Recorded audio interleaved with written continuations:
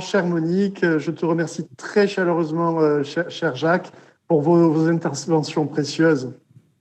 Eu queria agradecer muito calorosamente mais uma vez a Monique e também ao Jacques por essas intervenções tão preciosas. Et puis à mon tour, Jacques, je vais remercier Philippe qui va nous quitter dans 2 minutes. Je le remercie pour sa collaboration et la qualité de son travail. Ah oui. Eu queria também agradecer o Felipe, que vai nos deixar em breve. Alors là, maintenant, nous allons commencer notre dernière intervention qui va être que pour Philippe, si tu veux juste traduire le lancement. Hein. Nós vamos agora começar com a nossa última intervenção, que ela não vai ser traduzida, vai ser apenas em português. Donc une intervention écrite à plusieurs mains, puisque c'est le travail d'un cartel composé de 4 psychanalystes brésiliens. É uma intervenção escrita a várias mãos, já que é o trabalho de um quartel com vários psicanalistas brasileiros. Un cartel qui s'est créé très rapidement après le début de cette crise sanitaire que nous vivons. Um quartel que se formou muito rapidamente, né, depois do início dessa crise sanitária que nós vivemos. Et j'ai le grand plaisir d'être le plus un de cette petite équipe. Eu tenho o grande prazer de ser o mais um dessa pequena turma. Je vais remercier Jessica qui va coordonner un petit peu le bate-papo et qui va relater des questions à l'issue de l'intervention pour que nous puissions débattre avec le public. Queria agradecer a Jéssica que vai coordenar um pouco o bate-papo e nós trazer as perguntas feitas pelo público no chat. Voilà, merci beaucoup Philippe, merci encore une fois Monique, merci Jacques, et laissons la parole dès maintenant donc à ce cartel. Ok, então agradecer mais uma vez o Jacques, a Monique pela presença e agradecer também ao Felipe pela tradução, e nós vamos deixar agora a palavra para esse quartel de psicanalistas brasileiros.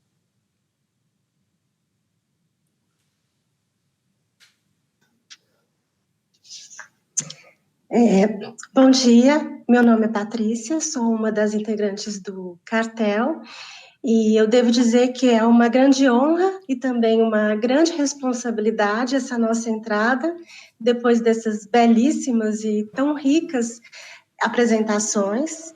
E o que a gente tem hoje aqui para trazer é uma fotografia, né, no sentido de um instantâneo da nossa produção, considerando um pouco o que o Jacques falou, que nesse enquadre muita coisa vai ficar de fora, né? E o que está dentro ali daquela imagem é o que a gente vai tentar transmitir.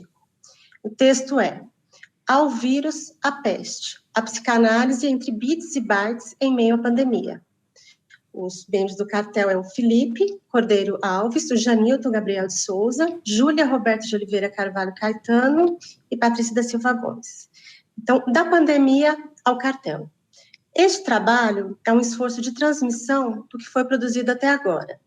Dentro das especificidades do funcionamento do cartel, cada um de nós ficou responsável pela escrita de uma parte, mas o conjunto das elaborações, ele aconteceu de forma coletiva. A pandemia de Covid-19 apresenta desdobramentos sobre a vida pessoal e sobre a prática clínica. Pouco ou quase nada podemos antecipar sobre seus efeitos subjetivos e suas consequências nas relações entre os sujeitos, entre as nações e com a própria natureza. Há quem defenda, como Byung-Chul Han, que no mundo pós-pandemia, a sociedade terá sofrido intensas transformações, com mudanças catalisadas pela oportunidade do capitalismo em disseminar e implantar dispositivos de vigilância e controle, que puderam e ainda poderão vestir-se com pretexto da segurança dos sujeitos. Nesse contexto de grandes incertezas e perdas, ainda se mostra atual o texto quase centenário de Freud, O Mal-Estar da Civilização, que é de 1930, ao enumerar as formas de sofrimento a que os sujeitos estão submetidos. Entre essas formas, ele cita o decorrente do nosso corpo, que é condenado à decadência e à dissolução. Condição essa que se apresenta agora exposta de forma crua, desvelada pela possibilidade de perdermos tanto a nossa vida quanto a de quem amamos. Ainda nesse belíssimo texto, ele nos lembrou que nunca seremos capazes de dominar completamente a natureza e o nosso corpo, que somos finitos em nossa capacidade de adaptação. Assim, nos vemos diante das nossas limitações físicas, das nossas incapacidades de lidar com a natureza e cara a cara com a possibilidade da morte. Morte, como diz o próprio Freud, que não pode ser olhada de frente, mas que comparece de forma massiva pelo ciframento em números e gráficos, todos os dias, cujo luto pode ser dificultado pela supressão dos ritos fúnebres, em função das demandas sanitárias vigentes. Sobre a psicanálise em contextos tão específicos, George Breuer, ao prefaciar o livro de Elizabeth Andanto, As Clínicas Públicas de Freud, menciona que os antecessores da psicanálise, inclusive o próprio Freud, não temeram inventar dispositivos para as chamadas psicanálises nas situações sociais críticas, e coloca que, abre aspas, nesse processo havia muito debate sobre como abordar as questões e a construção de diferentes dispositivos, mas em nenhum momento do livro surgem expressões tais como isso não é psicanálise ou isso não é clínica. Ia-se ao campo e debatia-se com profundidade. Fecha aspas. Essa referência histórica da psicanálise nos forneceu um direcionamento para um possível tratamento das nossas questões. Ir a campo e debater. Lacan, em seu ato de fundação, propôs a formação de um pequeno grupo na escola, o cartel, para atuar, abre aspas, no campo aberto por Freud para restaurar a sega cortante da sua verdade, que reconduz a praxis original que ele instituiu ao dever que lhe compete no mundo, fecha aspas. Então, esse pequeno grupo, para estar inserido no objetivo proposto, deve ter um tempo limitado de trabalho, ser de 3 a 5 pessoas, sendo 4 a justa medida, e mais um, encarregado de escolher os membros, discutir e direcionar o trabalho. Então, a partir dessas indicações, o cartel foi formado e as reuniões se iniciaram. E já nas primeiras tentativas de recortar uma questão mais específica que norteasse o trabalho, fomos lançados, graças à Associação Livre, ao seguinte questionamento: poderia ser a própria pandemia um outro mais um do cartel? Esse questionamento provocou um outro desconforto. O que poderíamos dizer de algo que acontece de forma coincidente com o tempo da nossa discussão? Nesse ponto, fez-se necessário buscar elementos norteadores para avançar. Recorremos ao Freud de novo, que O Futuro de uma Ilusão coloca que para não sermos ingênuos diante do nosso tempo, serão necessários pontos de observação. Esses pontos poderiam ser dados por certa distância, ou pelo presente ter se tornado passado. Entretanto, com George Agamben, em seu texto O que é o contemporâneo, sabemos que o presente não se mobiliza, havendo sempre um descompasso entre o sujeito e seu tempo. Talvez um ponto de observação, tal como sugerido o pai da psicanálise. Ainda sobre os nossos tempos, Agamben nos indica que a contemporaneidade é uma singular relação com o próprio tempo, que adere a este, ao mesmo tempo ele toma distâncias. E nesse distanciamento, se torna necessário sustentar um olhar para perceber o escuro ao invés das luzes, descobrir as trevas de nosso tempo. Abre aspas, o contemporâneo é aquele que percebe o escuro de seu tempo como algo que lhe conserva e não cessa de interpelar, fecha aspas. Lacan, no Seminário 16, afirma que desde o ser humano é falante, ele está ferrado. Podemos complementar que é também pela fala que ele pode encontrar saídas. Nesse espaço da palavra que o cartel sustenta, fazemos uma aposta em falar daquilo que é contemporâneo e nosso presente. Presente que, transformado em fala e depois registrado em escrita, se torna passado, documentando o nosso percurso. Assim, na pretensão de ocupar o lugar de sujeitos leitores do contemporâneo, nos propomos a debater, a partir do cartel, sobre aquilo que percebemos, insistindo em nos interpelar, a pandemia. Seria ela as trevas do nosso tempo? Considerando a sua incidência em nossas práticas clínicas, considerando ainda que o próprio cartel teria sua existência exclusivamente online. A cada encontro, os atravessamentos da pandemia assumiram parte das falas dos participantes, misturados às perguntas sobre as diferenças entre atendimento online e atendimento presencial, que logo foram substituídas por um desejo de buscar, do ponto de vista teórico, algo que pudesse conferir certa legitimidade a este fazer que se mostrava pouco comum a algum de nós. Assim, Se fosse possível definirmos o que caracteriza uma sessão psicanalítica, poderíamos, à luz dessas descobertas, nos interrogar se o atendimento realizado à distância poderia ser considerado atendimento analítico. Na dinâmica do cartel, agora por nós utilizadas como ferramenta para o debate no campo aberto por Freud, nos interrogamos se a escolha em sustentar a clínica, na forma que preserva o isolamento social, com os atendimentos sendo realizados à distância, principalmente via internet, não seria um ato analítico frente ao contingente lançado pela pandemia. Para problematizar essa questão, iniciamos uma incursão em alguns conceitos que nos parecem fundamentais, tais como dispositivo, algoritmo e transferência, que apresentaremos a seguir, ainda de forma embrionária, como uma primeira elaboração do cartel. Então, o texto ficou assim dividido. O Felipe vai trazer algumas considerações sobre o efeito da pandemia na clínica, o Janildo contribuirá com apontamentos sobre a transferência e o algoritmo, e a Júlia vai discorrer sobre os dispositivos e apresentará as considerações finais.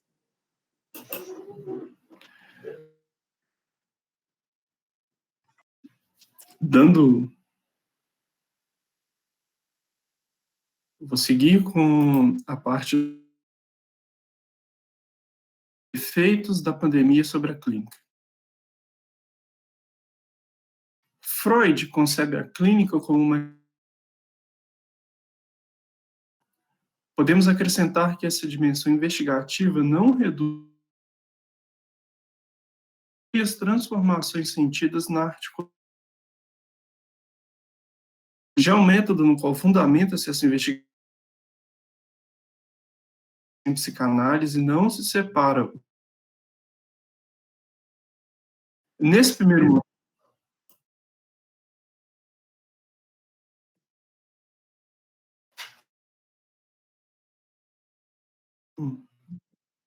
A fala do Felipe está cortando. será que alguma coisa não... Mas é a internet, parece que está um pouco ruim. Pode tentar novamente, por favor. Sim, eu vou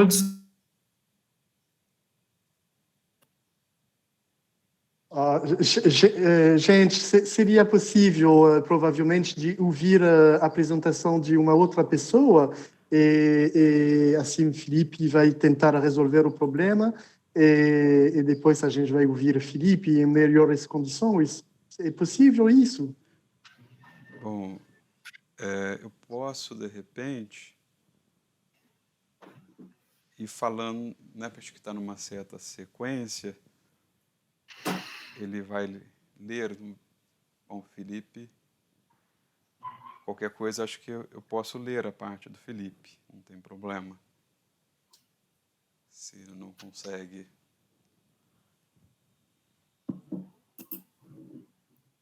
retomar.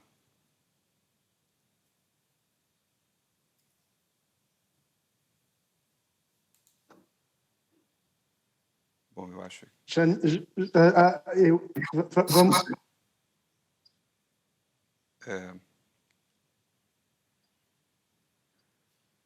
Bom, eu vou então na leitura aqui, que eu acho que o Felipe está com bastante dificuldade de retorno aqui.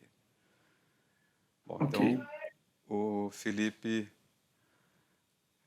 a parte dele, né, sobre os efeitos da pandemia, né, sobre a clínica. Ele começa da seguinte forma. Freud concebe a clínica como uma atividade na qual tratamento e investigação coincidem. Podemos acrescentar que essa dimensão investigativa não reduz-se aos fenômenos clínicos stricto sensu, mas inclui as transformações sentidas na articulação entre clínica e cultura.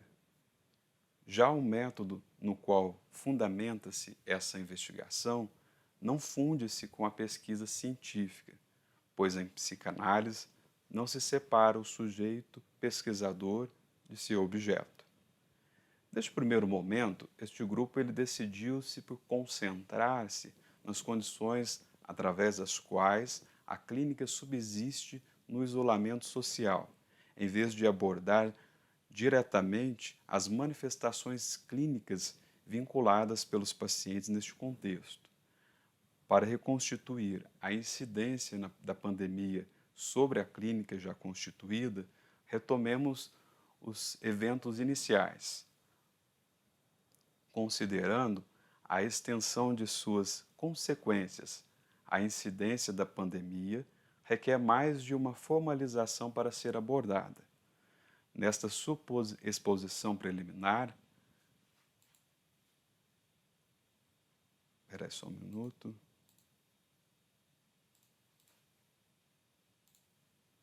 Nessa exposição preliminar, a reduzimos em 2 níveis. O primeiro, concernente ao grande outro, e o segundo, ao sujeito. Essa proposta baseia-se na percepção de que a pandemia produz efeitos sobre a ordem social e, ao mesmo tempo, em que incide de maneira singular sobre a história de vida de cada sujeito. Tratemos, então, primeiramente do campo do grande outro. O principal efeito da pandemia sobre o campo do outro, o grande outro, é a instauração do isolamento social pelo preço da vida. Em localidades onde o combate à contaminação do vírus é insuficiente ou não reconhecido pelas autoridades, a adesão a esse isolamento assume radicalmente a dimensão de uma escolha. Em todo caso, seja em lugares onde o isolamento é prescrito, seja em localidades onde isso não ocorre, a adesão ao isolamento envolve uma decisão que pode ser remetida à tirada de Lacan que torna-se célebre entre os psicanalistas, a bolsa ou a vida. Eu vi que o Felipe retomou e eu acho que talvez uma condição dele seguir aqui a leitura. Então eu passo aí a palavra para ele. Vocês conseguem...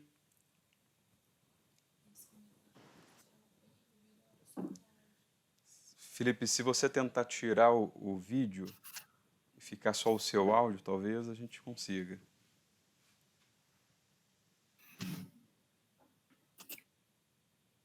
Pode falar, por gentileza? Vamos tentar, então. Aí, perfeito. O texto trabalho homônimo do medievalista Jacques Le Goff, que Lacan mobiliza. A alienação consiste no tempo... Felipe, tá travando. Se você me permite, eu sigo a leitura para você. Tá travando muito. Por favor.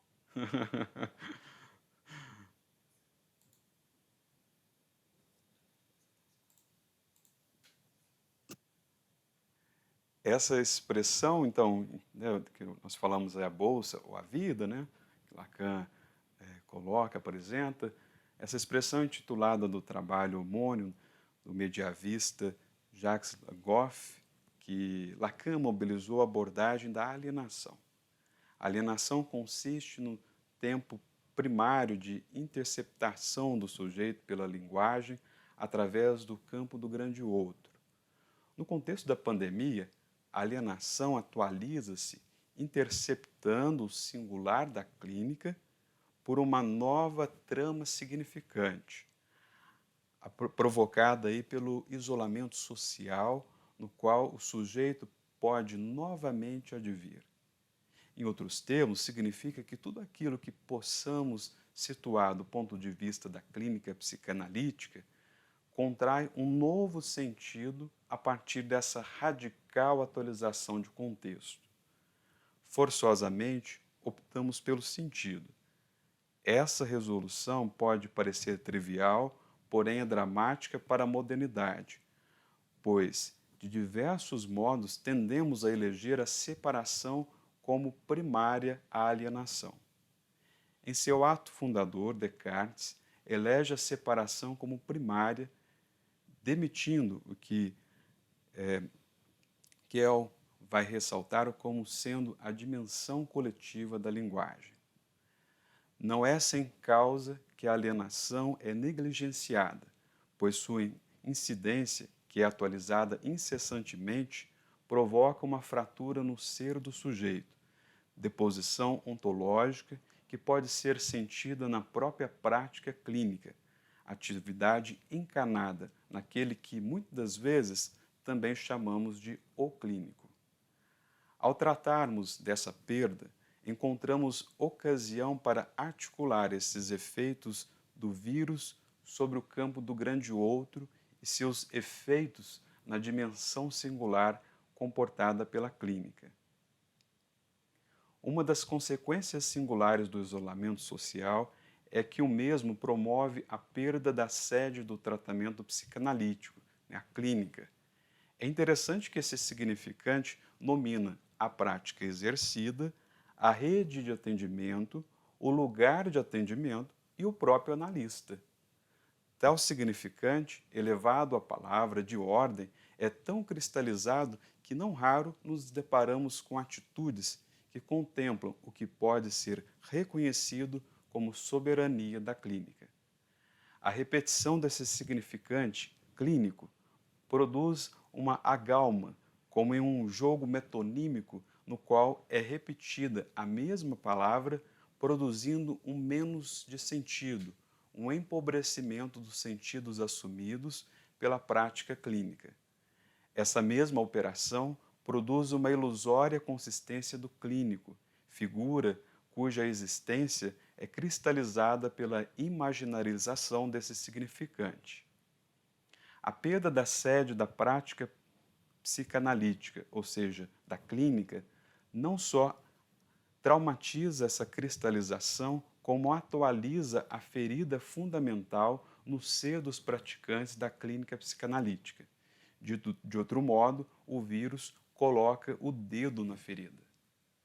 Diante da exposição dessa fratura, diante da exposição dessa fratura, no ser encontramos atitudes diversas, como desvalorização da clínica online, o entendimento do caráter emergencial dessa modalidade de atendimento, até aqueles cuja escolha deve ser respeitada que optam por interromper suas atividades. Essa variedade aponta para a singularidade da fratura que subjaz essas atitudes. De nossa parte, sustentamos, orientados pelo ensino de Lacan, que a clínica na pandemia deflagra radicalmente o que há de essencial nessa prática. Neste posicionamento, encontramos do próprio Freud a asseveração de que o analista deve ajustar-se ao paciente, assim como um receptor de telefone está ajustado ao microfone. Para abordar o singular da clínica, tomamos de empréstimo uma formulação da dinâmica do cartel. Em 5 variações sobre o tema da elaboração provocada, Miller formaliza a dinâmica do cartel que vai da incidência do evocador, que mobiliza o trabalho, até a produção de um saber a ser comunicado na dissolução deste grupo. Interessa-nos a 5ª e última formulação, que parece sintetizar as suas versões precedentes. Nela, o lugar do evocador é o lugar de assense do mais um do cartel, que assume a posição de provocador em vez de veiculador de um saber suposto. Esse posicionamento provoca a transformação da relação de transferência centrada nesse mais um em transferência de trabalho. O agora mais menos um evita fazer-se tapa-buraco, sustentando o não saber através do qual veicula-se o trabalho exercido pelos participantes do cartel. No cartel, cada participante ingressa com sua motivação específica, expressa através de um significante mestre, o S1. Extraiamos essa formulação, uma variante que possa abordar os efeitos da pandemia sobre o saber da psicanálise, articulando as dimensões singular e universal dessa clínica. Elegemos, assim, então, o vírus como o mais um do cartel e o inscrevemos nessa variação da elaboração provocada como o elemento que promove a ascência do clínico, palavra que remete não só aos membros do cartel, mas aos praticantes da psicanálise. Convém observar que o saber da psicanálise permanece sob a mesma descrição, pois não sabemos se a provocação exercida na pandemia poderá promover uma alteração em seu conteúdo. O que sabemos é sobre a fratura diante da qual são verificadas diversas atitudes. A pluralidade dessas atitudes pode ser remetida ao S1, formada através da qual, melhor dizendo, forma através da qual a fratura do ser de cada clínico inscreve-se no corpo de sua clínica. Ora, se remetemos ao S1, estamos dizendo que cada clínico, em seu parecer, está na posição de senhor. Já a dimensão do saber, o S2, poderá ser verificada a posteriori, na medida em que esse grupo maior fizer dessa provocação um chamado ao trabalho. A psicanálise não é um vírus, mas com justeza foi chamada de peste na acepção que Lacan quis conferi-la. Contudo, na medida em que constitui-se instituição e sedia uma comunidade, pode estar mais próxima de ser o cavalo do qual se referiu Sócrates para falar da polis. Em seu corpo robusto e lento, alquebrado pelo trabalho contínuo, esse animal robusto pode ser despertado pela ação irritante e provocativa de uma pequena mosca. Quanto mais secular torna-se a psicanálise, maior talvez seja essa tendência de tornar-se o cavalo da cidade e mais carente torna-se da ação desses insetos de meia-vida. Na sua vertente provocativa, ou seja, enquanto peste, a psicanálise é provocação ao trabalho sob o significante da transferência, definição que coloca em questão quais podem ser as características da transferência nas condições concretas impostas pela pandemia. Essa aqui foi a parte do Felipe, né, e agora eu vou à parte que eu contribuí, a partir desse ponto que ele deixa aí como para mim falar sobre a transferência e o seu algoritmo. Nesse momento de crise, a noção de transferência ganha duplo tráfego. Na transmissão de dados digitais, que vem sendo um recurso para o prosseguimento das análises, das novas demandas e da própria transferência com o psicanalista, da qual os dados em jogo são significantes. Estes é o que permite uma análise acontecer, ou seja, a partir de um certo algoritmo da transferência. A noção de algoritmo se faz muito presente, principalmente pelo viés da tecnologia da informação, e pode ser compreendido, segundo Magrani, como uma sequência em que existe uma lógica finita que obedece a instruções a fim de se resolver um certo tipo de problema, ou mesmo fazer uma determinada tarefa. Essas buscas, né, que nós fazemos aí pela internet, elas são norteadas por quê? Por um algoritmo que vai lidar, então, com essas instruções que nós inserimos ali. A aposta é que, através desse meio, por exemplo, aí o Google, o sujeito ele vai encontrar as respostas ou, inclusive, também, essas vão ser apontadas para eles algumas alternativas a partir desse algoritmo. Esse algoritmo ele vai dizer isso a partir do que ele aprendeu com esse usuário, a partir desse comportamento desse usuário.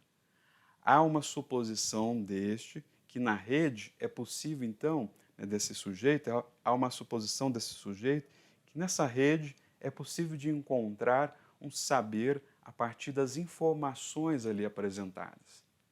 Entretanto, este não é um caminho que para alguns pode ser aliás, Entretanto, este é apenas um caminho, que para alguns pode ser um apaziguador do mal-estar a partir de sua nomeação. Podemos afirmar que até essas buscas mais rasas, o psicanalista ou a psicanálise pode não se fazer presente, mesmo que o sujeito esteja ali lendo ou assistindo algum conteúdo relacionado a essa área. É a partir do momento em que essas palavras, ou como propõe Lacan, o significante é capturado, que o desejo de saber sobre o seu incômodo poderá levar esse sujeito ao encontro do psicanalista.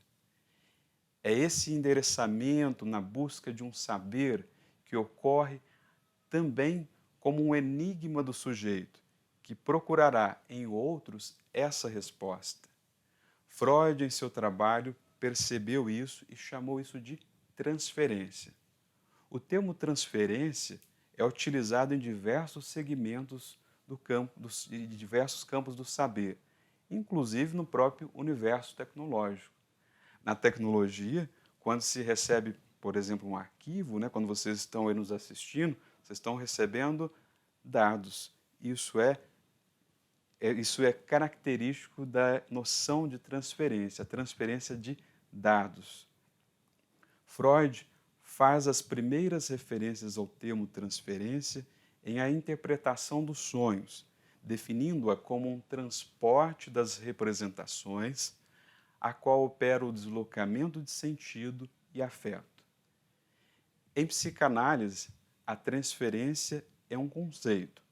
Sobre isso, Lacan comenta que é a partir da experiência que o psicanalista pode descrever os termos não como preceitos, pois estes têm um sentido de uma norma a ser seguida, mas devem ser tratados como conceitos, cuja etimologia da palavra vem do latim conceptus, que tem a ver com a ação de conter um pensamento. Em outras palavras, o conceito representa um corte ao pensamento, que permite existir uma moldura a qual a leitura será possível. No caso da prática psicanalítica, os significantes do sujeito e como eles circulam dentro de uma estrutura subjetiva. Nas palavras de Lacan, não há nada que satisfaça melhor as exigências de conceito do que esses termos, isto é, que seja mais idêntico à estrutura de uma relação. Qual relação, né? Nomeadamente, a analítica e a coisa que nela se apreende, nomeadamente, o significante. A transferência é um conceito operante na psicanálise, desde o seu início, como nos lembra o próprio Lacan, estando, pois, excluído o aspecto intersubjetivo, ou seja, a ideia de que haveria uma reciprocidade entre analista e analisante. Freud, ao refletir sobre a transferência e como o psicanalista opera nela, utiliza a terminologia do manejo da transferência. Segundo ele vai dizer, segundo ele afirma, esse manejo é o principal instrumento do clínico para atuar com a compulsão à repetição e de transformá-la no meio do sujeito recordar. Lacan irá formalizar o manejo da transferência a partir da noção de sujeito suposto saber e o seu algoritmo. Assim, na transferência, o psicanalista se orienta através do eixo em que incide o sujeito suposto saber, nessa ideia, nessa suposição de que aquele psicanalista sabe algo sobre esse sujeito. Lacan ressalta que o sujeito não supõe, mas é suposto por um significante que o representa. Assim, apesar da psicanálise consistir em uma relação combinada entre pares que colocam como analista e analisante, ela só pode se desenvolver, cito aqui o Lacan, ao preço do constituinte ternário, que é o que é o significante introduzido no discurso que se instaura, aquele que tem nome, o sujeito suposto saber. O algoritmo presente nas redes sociais coletam dados da pessoa por meio dos bits e bytes, ou seja, a partir da menor parcela ou de um conjunto de informações que são lidas a partir de um enquadre matemático que pode dizer algo a respeito da movimentação virtual do usuário, apontando inclusive produtos ou serviços com base nesses interesses. O algoritmo da transferência também diz do sujeito, não sendo pelos bits e bytes, mas pelos significantes. É por meio desse algoritmo que o próprio psicanalista é escolhido, ou seja, a partir de um saber específico que esse psicanalista possa ter, ou mesmo um traço seu, entrando na série de significantes que são matérias do próprio tratamento psicanalítico. É a partir dessa ilusão de que a verdade do sujeito está no psicanalista que um sujeito pode entrar em análise. O psicanalista se faz o objeto, ou, em outras palavras, entra nessa cena de acordo com as vestimentas dadas pelo analisante. Para isso, ele deixará de lado a sua pessoa, o seu eu, para se fazer esse objeto.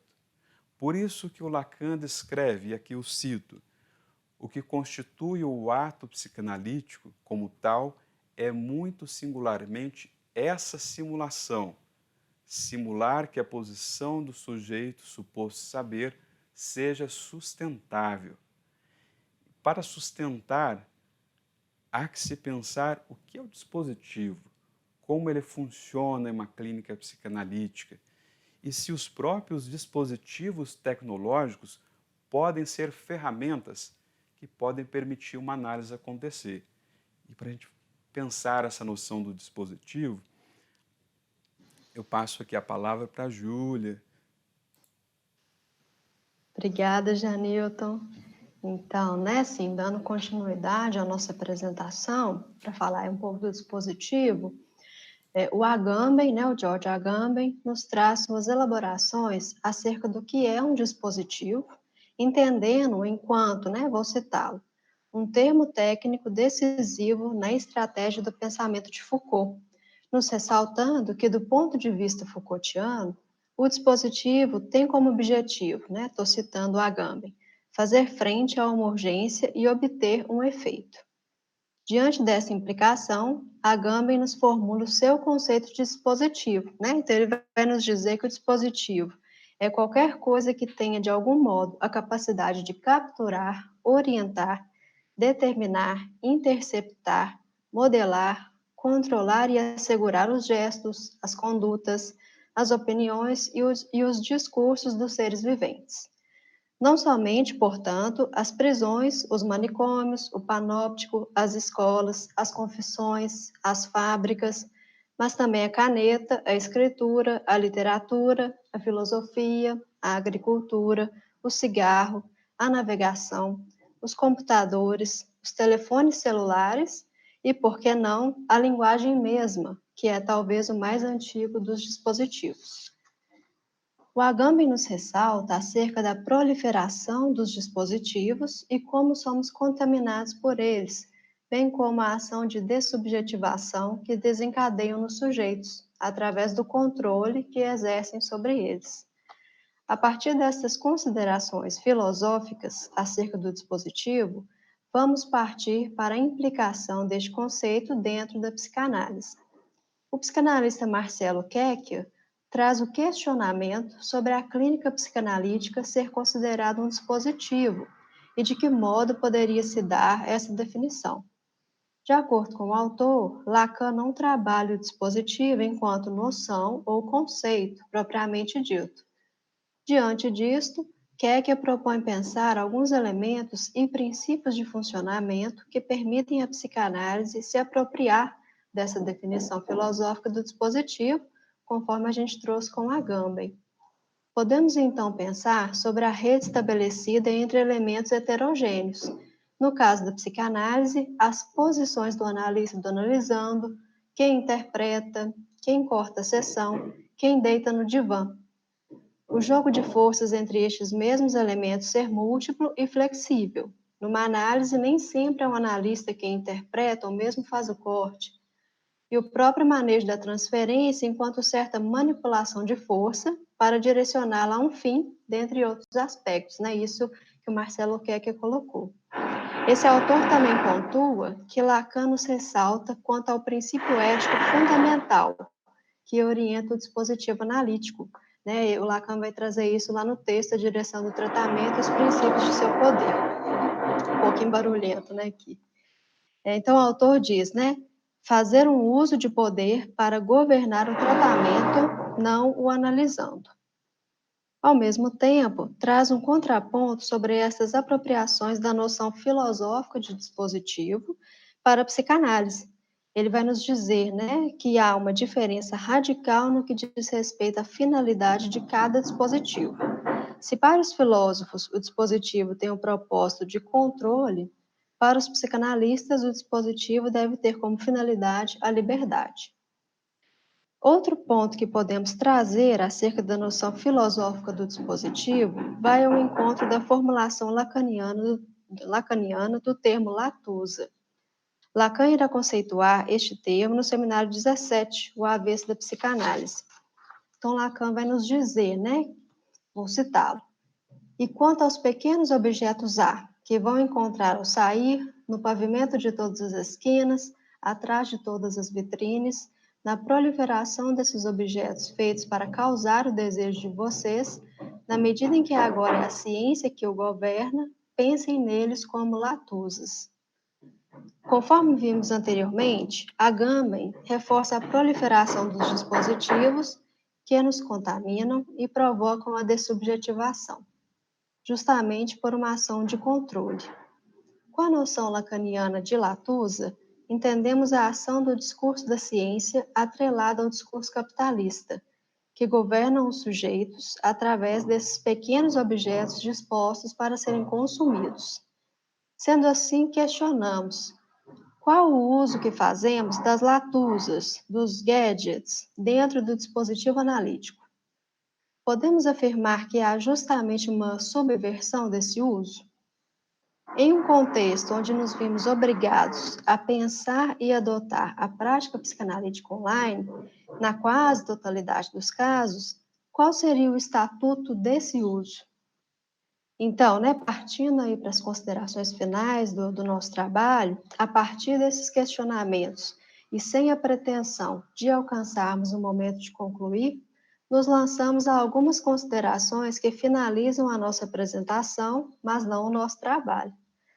É importante retomar o que dissemos logo no início de nossa apresentação acerca das transformações que podem estar em curso diante deste contexto de pandemia, ou seja, qual o atravessamento dos recursos tecnológicos em nossa sociedade. Naomi Klein e Byung-Chul Han trazem importantes reflexões acerca disso, em especial no contexto atual, onde um vírus concentrou grande parte das possibilidades de conexões através destes recursos tecnológicos.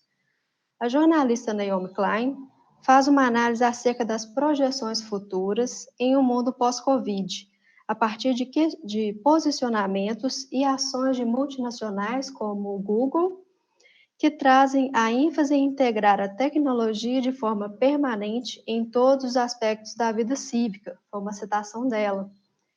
A partir disso, Naomi propõe uma doutrina que se denomina Green New Deal, que faz uma referência, né, ao Green New Deal, aquele acordo proposto para uma economia mais sustentável. Então, trocou-se a palavra green, que significa verde, por screen, que significa tela.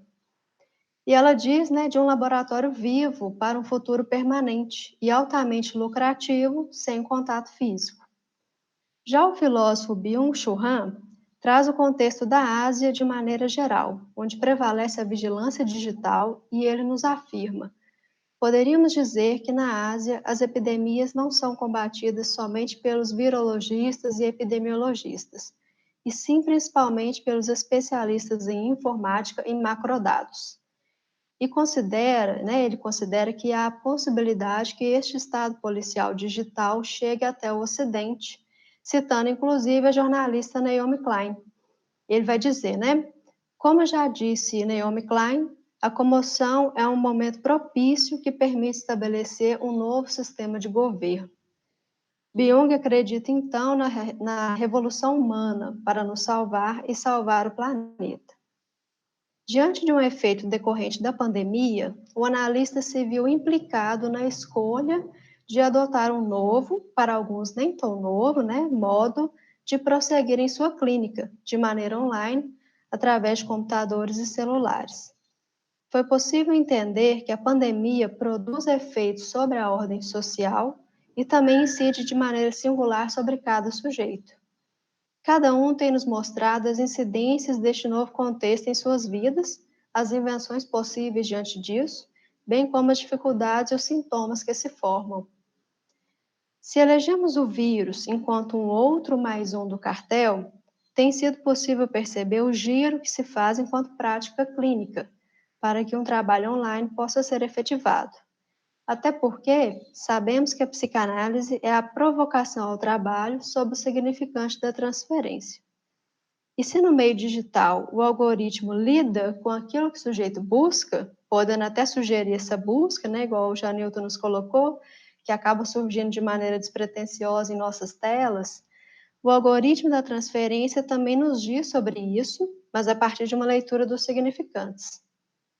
Sendo assim, em nosso trabalho no cartel, algo sempre retorna diante das indagações acerca de uma clínica online.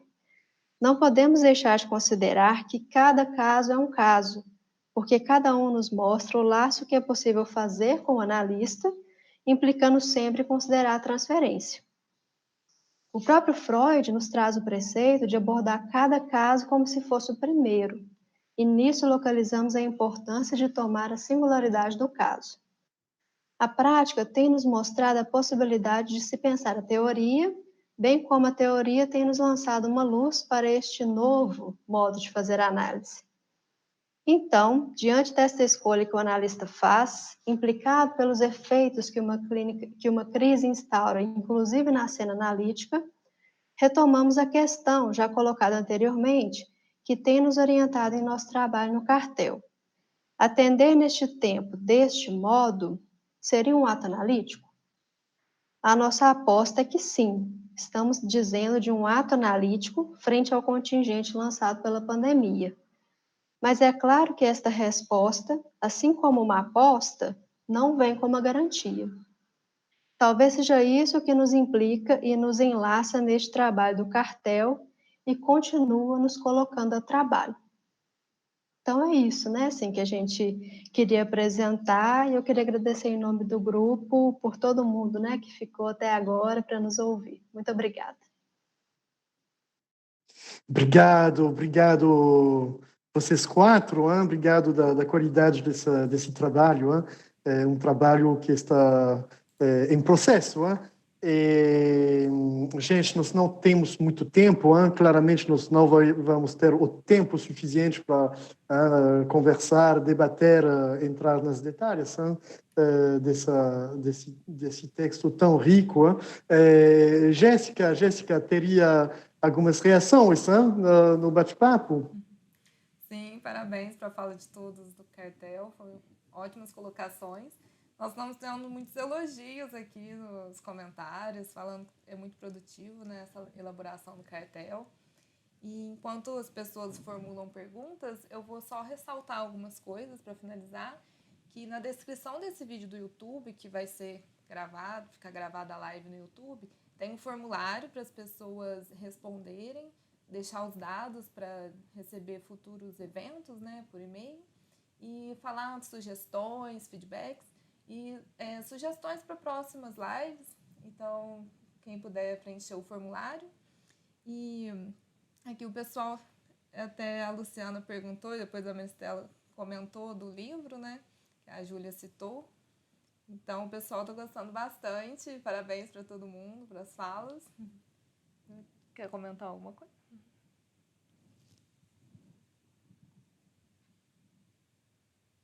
Sobre a referência, Júlia, você pode dar precisões sobre essa referência do livro de George Agamben? O livro do George Agamben se chama O que é o Contemporâneo e Outros Ensaios. Dentro desse livro tem, né, o texto que a Patrícia citou no início, o que é o contemporâneo, e tem também o que é um dispositivo. Então, é um livro bastante interessante. Bom, então é isso. A Jéssica falou, tem um monte de elogios sobre a apresentação desse trabalho. A gente vai ouvir você, sem dúvida, não sei quando, em breve, para ouvir os próximos passos. Bom, gente, eu queria agradecer a todo mundo. Provavelmente dizer, Janilton, a gente pode dizer provavelmente que nós vamos suspender o ritmo mensal desses congressos. Provavelmente mais tarde a gente vai organizar de novo um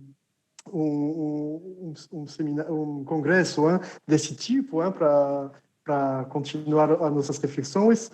Mas eu queria agradecer a todo mundo, todas as pessoas implicadas na organização e na participação, e dizer mais uma vez parabéns para a qualidade dos trabalhos de hoje. A gente viu coisas fantásticas. Jéssica, uma última reação do público? O pessoal tá elogiando muito a organização, que gostaram muito. No comecinho estavam até comentando que estão aprendendo até francês, né? Esse congresso que é bilíngue, né? Então é muito interessante essa interação. Também conhecer a cultura, né? Como está sendo o trabalho da psicanálise em outro país.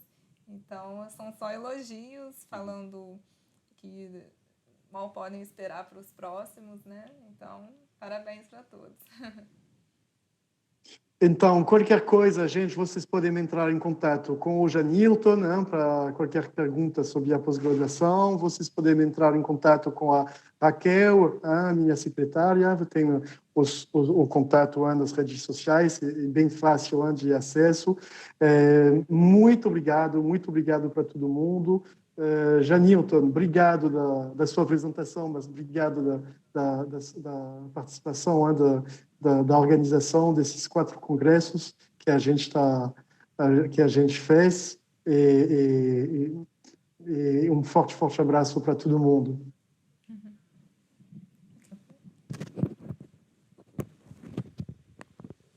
Benoit. Peraí.